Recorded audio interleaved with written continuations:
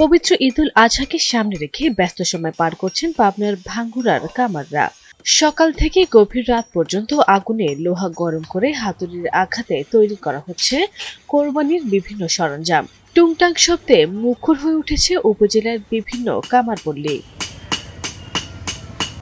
কোরবানির পশু জবাই এবং মাংস কাটার জন্য ব্যবহৃত ছুরি, চাপাতি, দা, বটি ও কুড়ালের চাহিদা বাড়তে শুরু করেছে।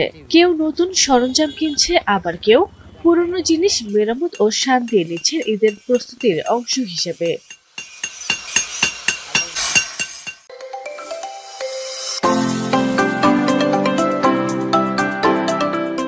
তবে অন্যান্য বছরের তুলনায় এবার কোরবানির সরঞ্জামের দাম কিছুটা বেশি বলে অভিযোগ করছেন ক্রেতারা। বিশেষ করে ভালো মানের স্টিলের ছুরি ও চাপাতির দাম বেড়েছে উল্লেখযোগ্যভাবে। অনেকেই বলছেন বাজারে সব ধরনের পণ্যের দাম বাড়ায় প্রভাব পড়েছে কোরবানির সরঞ্জামেও। এজন্য আমি দুটো চাকু কিনছি। অন্য বছরের চেয়ে মনে হচ্ছে এবার চাকুর দামটা একটু বেশি পড়ছে, তবে চাকু দুটো তো খুব ভালো হয়েছে। সামনে কোরবানির ঈদ, তো আমি এই চাপাতিটা ধার কাটাতে আসছি, তো এবার একটু দাম বেশি নিচ্ছে।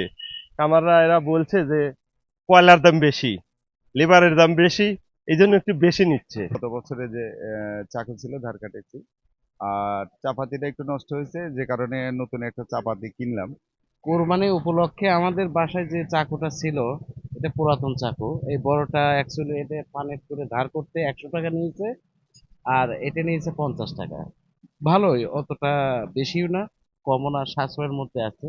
আমি এই ঈদ উপলক্ষে একটা বটি ফিনি লাগাতে আইছি আমুল কাকার কাছে। এই জন্য আমি খুব তাড়াতাড়ি কাজের খুব চাপ, এই জন্য বিকালবেলা আসছি। অন্যদিকে বিক্রেতারা বলছেন দাম বাড়ানোর পেছনে রয়েছে উৎপাদন খরচ বৃদ্ধি। তাদের দাবি কয়লা, লোহা ও স্টিলের দাম কয়েক গুণ বেড়ে গেছে। পাশাপাশি শ্রমিকের মজুরিও আগের তুলনায় বেশি হয়, বাধ্য হয়ে সরঞ্জামের দাম বাড়ানো হয়েছে। কাজের প্রফিট কম, কাজের যে একটা সেই সূত্রে লাভ, সেই লাভটা নেই। কারণ কয়লা পাওয়া যাচ্ছে না, বৃষ্টির সিজন, কয়লা ভিজা, কাজ কাম করা খুব কষ্ট। তো এই দুর্যোগে আমরা আছি। এবারে কাজ অবশ্য সমানই আছে, গত বছরও যা হয়েছে এইরকম এবারও তাই হয়েছে, কিন্তু এবার আমরা গত বছরের চাইতে কয়লার দাম একটু বেশি পড়তেছে। কারণ হচ্ছে আমরা তো ওই দেখা যায় যে ওই উল্লাপাড়া, বগুড়া বিভিন্ন জায়গায় থেকে মাল সংগ্রহ করি, এবার কয়লা নিয়ে আসি। এমনকি যে গাড়ি ভাড়ার রেটটা এবার একটু বেশি, মানে কয়লার দাম তো বেশি কিন্তু গাড়ি ভাড়ার রেটটা বেশি। এই কারণে গতবারের চাইতে আমরা এই যে একটা কাটারি গত বছর 150 লিছি, এবার 200 টাকা করে পাই নিচ্ছি। মোটামুটি আল্লাহ আর কি চালাচ্ছে একরকম।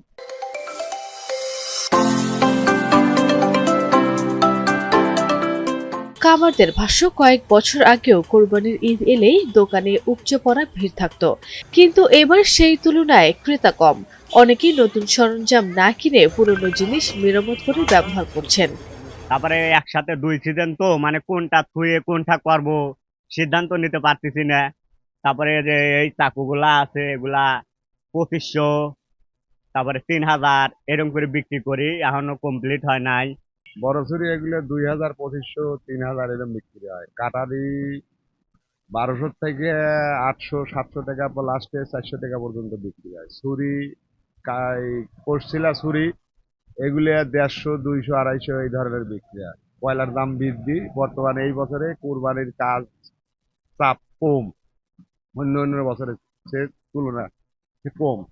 কেউ অর্ডার দিচ্ছে, জায়গায় অর্ডার দেওয়া লাগছে, তারা একটু বায়না চাই দিয়ে নিয়ে যে মনে করেন যাচ্ছে। আর কাছে ধান মান কাটা শুরু হবে মনে করেন ঈদের পরের থেকে।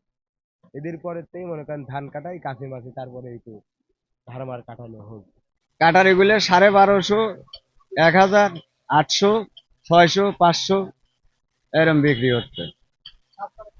কাজ কামের চাপ খুব একটা নাই, আছে হালকা। আগুন আর লোহার সঙ্গে প্রতিনিয়ত লড়াই করে জীবিকার চাকা ঘুরিয়ে যাওয়া এসব কামাররা এখনো ব্যস্ত মানুষের ঈদ প্রস্তুতিকে পূর্ণতা দিতে। সময়ের পরিবর্তনে আধুনিকতার ছোঁয়া লাগলেও কোরবানির ঈদ এলেই আবারও প্রাণ ফিরে পায় গ্রামের ঐতিহ্যবাহী এসব কামারপল্লী।